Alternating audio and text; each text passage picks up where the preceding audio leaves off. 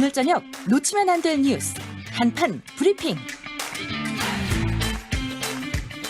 예, 한판 브리핑 시간. 오늘은 김수민 시사평론가 나오셨습니다. 어서 오십시오. 반갑습니다. 네, 오늘 첫 뉴스 돌아온 청해부대입니다. 82%가 코로나 확진 판정을 받아서 약 1시간 전에 서울공에 도착을 했죠? 네, 그렇습니다.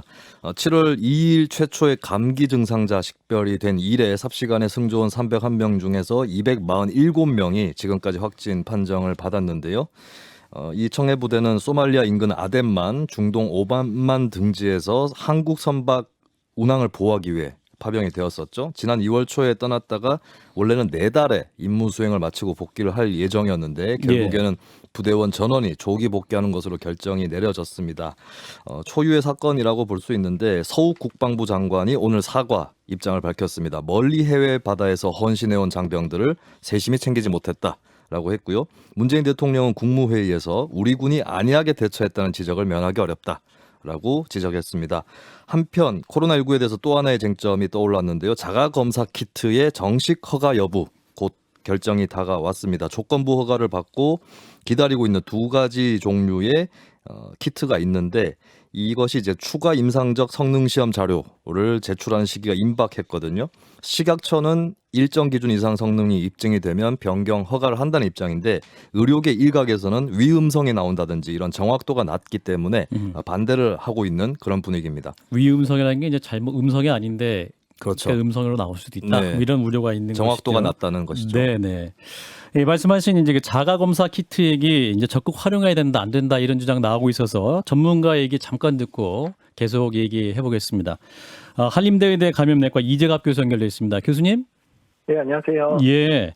자, 오늘 중대본에서 방송 제작 현장에서도 자가검사 키트로 감염 여부를 확인하고 촬영해라 이런 사실 권고하기도 했는데 어떻습니까? 믿을만한 건가요?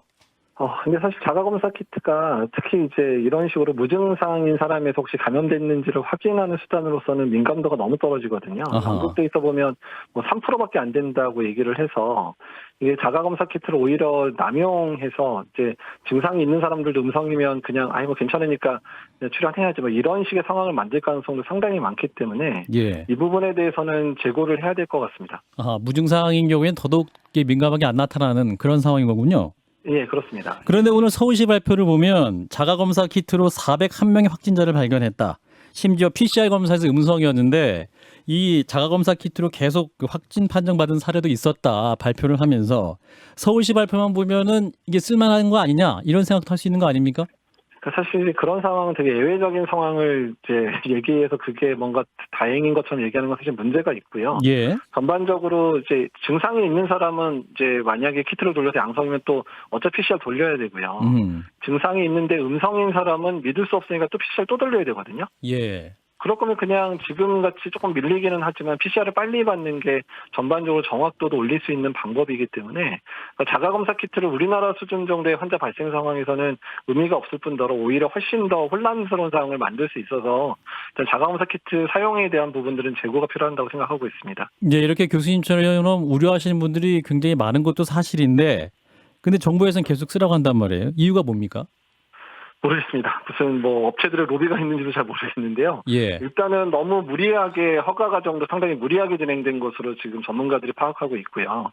그다음에 사용과 관련돼 있어서 정부 차원에서 너무 프로모션을 강하게 하고 있는 측면에 있어서 상당하게 뭔가 이제 로비라든지 뭔가 유착이 의심되는 상황 정황까지 지금 생각이 드는 정도거든요. 그래서 이 부분은 반드시 좀 짚고 넘어가야 될 부분에 생각이 듭니다. 교수님 굉장히 지금 프로모션이라든지 로비란 단어까지 언급을 하셨는데 이제 그 전문가로서 여러 가지 이제 참여를 많이 하셨지 않습니까? 이제 그런 의미에서 좀 그런 의혹들을 많이 보신 바가 있으신 겁니까? 네, 사실 들은 바도 있고요. 사실은 좀 무리하게 진행된 바들, 특히 전문가 의견을 무시하고 여러 가지 상황에서 진행된 측면들이 여러 차례 확인된 적이 있거든요. 이거는 필요하다면 증언도 할 수 있습니다. 그 교수님 SNS에 스캔들 가능성도 있다 이런 말씀도 하셨어요. 네, 사실 그 정도일 정도로 상당히 지금 너무 강력하게 전문가들의 의견에 반해서 권고가 되고 있어서 상당히 우려가 됩니다. 그렇군요. 이런 부분은 전문가들의 의견을 더 중요하게 들어야 될 텐데 그런 부분 의혹이 있다면 좀 명명백백하게 좀 밝혀져야 될 부분이 있을 것 같고요.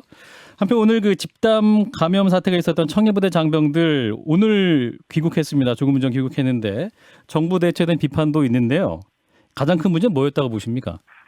일단은 이제 뭐 백신 접종 여부는 일단은 뭐 논의가 필요한, 그러니까 논쟁이 좀 필요한 부분이 생각이 되는데, 일단은 이제 그 배 안에서 유증상자들이 나왔을 때 초기 대처 부분들이 상당히 납득이 안 되는 부분들이 있거든요. 특히 이제 초기에 뭐 시속 항원 키트나 이런 게 준비가 안 돼서 제대로 검사도 안 됐고, 유증상자가 늘어나는데도 불구하고 이제 PCR이나 이런 방법을 의뢰하지도 않았었고, 심지어는 이제 전혀 초기에 상황에서 맞지 않는 항체 검사를 이용해서 음성이라고 안심했다라고 하는 부분들을 보면서 이게 뭔가 매뉴얼로 제대로 돼 있지 않고, 특히 그런 부분들, 특히 유행 상황에 대한 대비가 전혀 없었다라는 생각밖에 들지 않습니다. 예, 그렇기 때문에 이참에 해외 파병 장병들에 대한 새로운 매뉴얼도 점검이 필요해 보이는군요.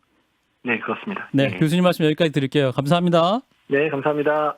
예, 다시 얘기를 돌아가 보죠. 이번 청해부대 방역 실패, 이재갑 교수 말씀도 들으셨습니다만 어떻게 보셨는지 진 작가진부터.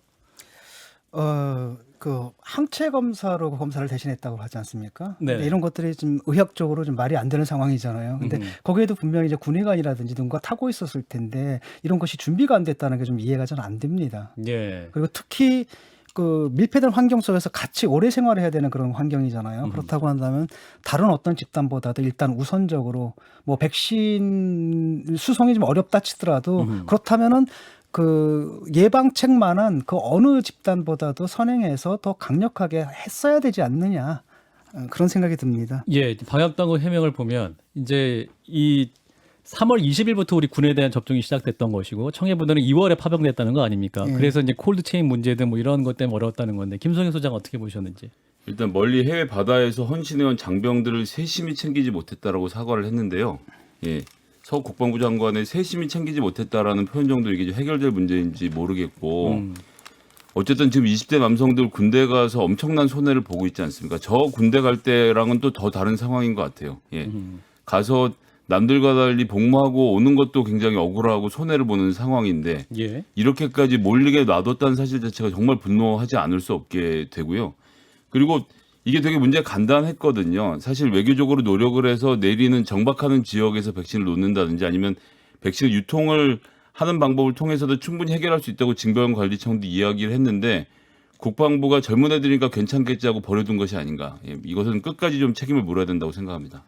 네, 그리고 지금 백신 접종 관련해서 국방부하고 질병관리청 간에 좀 진실을 바라보는 시선이 다르다는 거, 이것도 분명히 짚고 넘어가야 될 것 같거든요. 네. 그러니까 국방부에서 처음 얘기를 한 것은 백신 국외 반출에 대해서 질병관리청이 반대를 했다라고 하는 것이고, 질병관리청이 곧바로 국외 반출 논의한 적이 없다라고 했습니다. 굉장히 심각한 수준의 사실관계에 대한 인식 차이인 거죠. 그렇습니다. 이것부터 좀 빨리 가려야 되지 않나 그런 생각이 좀 드네요. 네. 뭐 매뉴얼 얘기도 나왔습니다만 전반적인 관리 체계라든지 우리 장병들을 어떻게 보호할 수 있을 것인가, 이 부분에 대한 근본적인 논의가 다시 시작돼야 될 것 같습니다.